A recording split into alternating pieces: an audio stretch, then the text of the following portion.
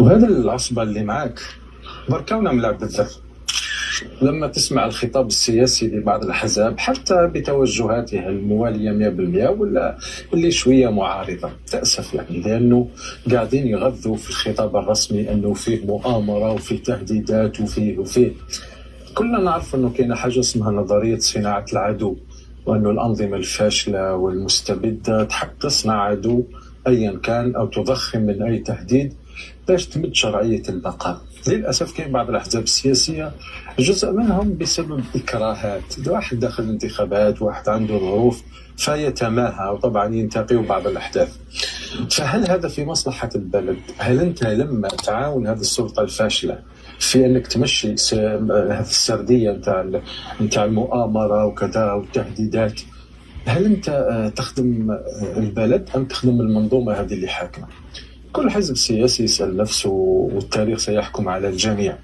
ثم علاش ما فيش جرأة داخل المنظومة السياسية أنها تتكلم بأنها صحيح هناك مؤامرة، هناك مؤامرة ضد البلاد ومؤامرة ضد كل الآراء اللي تحدث من البلد، لكن هذه المؤامرة ما هيش من الخارج.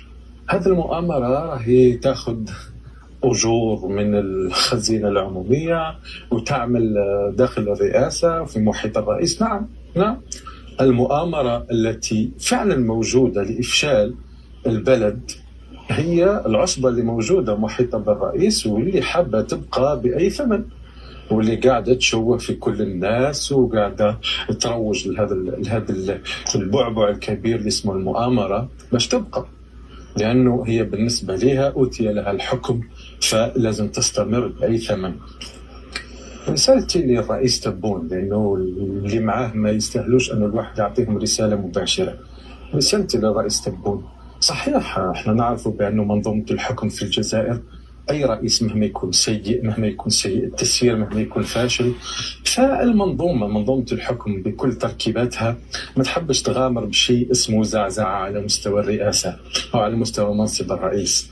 فإذا كان الرئيس تبون فعلا خايف على البلاد وخايف أنه يكون هو واحد من الرؤساء الذين سيضعون مصالح البلد في مأزق سواء على المستوى الحالي أو المستوى المستقبلي، وربما كثير من المشاريع اللي ممكن تنجح تفشل، فعليه أن يصلح الموضوع اللي عنده، يصلح الرئاسة من العصبة اللي موجودة.